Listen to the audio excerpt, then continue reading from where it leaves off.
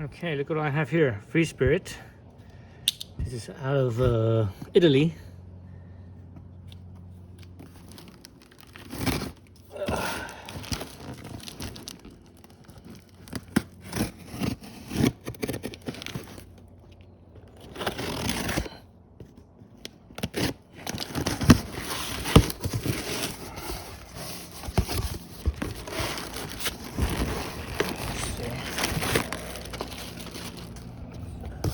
Packaging junk.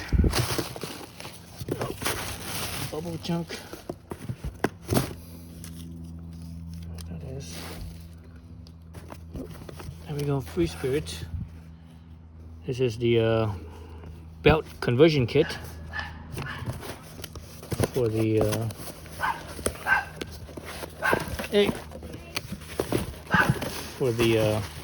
SpeedTwin. You see the part number here. See, Triumph high horsepower 1200 belt conversion kit.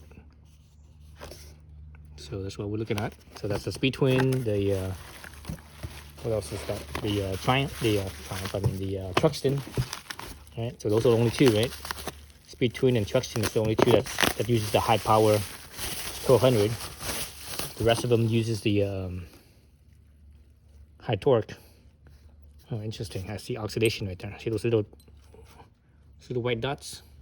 That's oxidation. I guess this kit's been sitting here for a while. So this is how this is the front sprocket. So how they work is that they fit in the OEM front sprocket. So this thing just goes right over on top of the OEM front sprocket. So there's a nut, you know, because that shaft that holds this front sprocket, there's actually a nut, the screw. So this one is a nut screw. You can see it's threaded. All right. Actually, let me get this. So I went and ordered one. I could have used the original one, but the original one has what, 1,000 miles now. So there's 1,000 miles on my original sprocket. So I ordered a brand new sprocket. So I want to, you know, when it fits in here, you know, it's gonna be a nice, tight, snug fit. So that's what I wanted.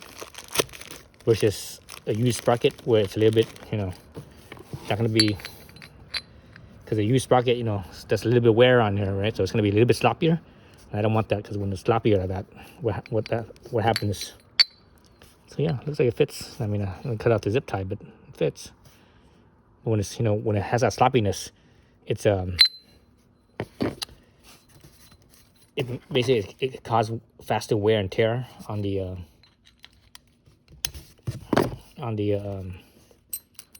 this interface. Why do you even put that on? Oh, this thing comes off. That's why. Yeah, so this nut has a little bit of oxidation on it. Steel nut, obviously. And this is the lock. This ring here, this is what locks this nut once you screw this nut on. Anyways, so let's look at this right here. Yeah, it's a nice tight fit. Oh, really tight fit. It's like it doesn't even, I don't feel any wiggle at all. So that's good. That's what you want. You don't want this thing to wiggle, because if it wiggles over time, the more, if it has any type of free movement over time, it's going to get sloppy and sloppy, loose and looser. That means the interface between the two is wear, and you know, there's wear between the two. So 16 tooth, that's the SpeedTwin sprocket. I'm guessing the Truxton also uses a 16 tooth, but the other bikes though, like the other bikes uses something else. I think they use like 17 or 18 or whatever. But you get, at least from what was it, JT, I believe, JT sprockets. They actually make I think they make a 17, maybe even an 18. But for sure I saw a 17. But this is, you know, this is a OE Triumph part. So anyways, so that's that. So that's one part right there.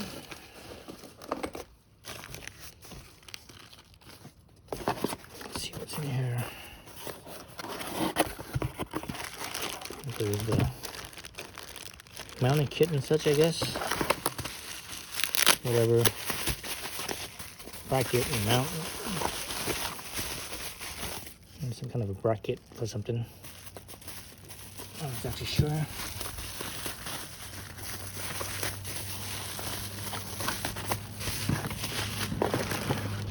The minor stuff. Mounts. And obviously the belt. So there's the belt. The belt looks like it's about 1 inch. That's about 1 inch, I think. Let's see, here's the numbers. There's the number. Oh, US made too. Made in USA. So this kit's from Italy. So that's a belt number right there. Falcon SPC, whatever brand that is. I have no idea. Never heard of this brand. So I gotta look this up. I gotta look this up and look these numbers up. So, you know, these belts are supposed to last like 50,000 miles or even more. I hear some people, like on their, you know, on belt drive bikes, some of them, they go to like, I heard some wild number, like 100,000 miles. I don't, you know, I wouldn't risk that, but 50,000 miles, I could probably do that. You know, my zero, I think Zero says their belt is like good for like 25,000 miles or something like that, 25, 30,000 miles. I forget exactly. So this is who I bought it from, Canyon Motorcycles. Looks like they sell a lot of wheels for Triumph and stuff. But they're based out of the LA area somewhere. I'm not actually sure where, but somewhere around the LA area. All right, so let's look at the big boy here. Oh, oops.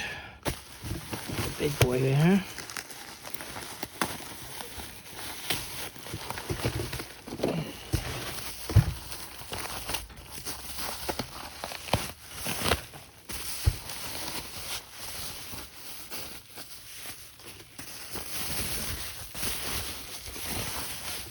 There it is. That's the big old rear sprocket. It's right there, FreeSpirit. So, yep, that's it. Damn, that's a big chunk of aluminum, man. Holy cow, that's big. That's big and heavy duty. That's really big and heavy. I think this weighs more than the steel sprocket that's back there. Because I think the SpeedTwin has a is it a 42 tooth or 46 tooth? Something like that. Steel sprocket. I think this thing weighs more than that. I'm gonna have to weigh this thing. Compare this weight to the other factory stuff. Because the front sprocket is really heavy too. The front sprocket, this front sprocket right here. This is all steel. This is aluminum. This is steel. So this is actually heavier than this one. This thing's pretty light, but you know, that's a big chunk of steel right there. So, anyways, yeah. So I'm gonna put it on. Oh, see the nick right there. That's all right. That's okay. That's okay. I'm not, you know, as soon as you start using it, it's gonna get all, you know, wear and tear anyway. So I'm not too concerned about that little nick.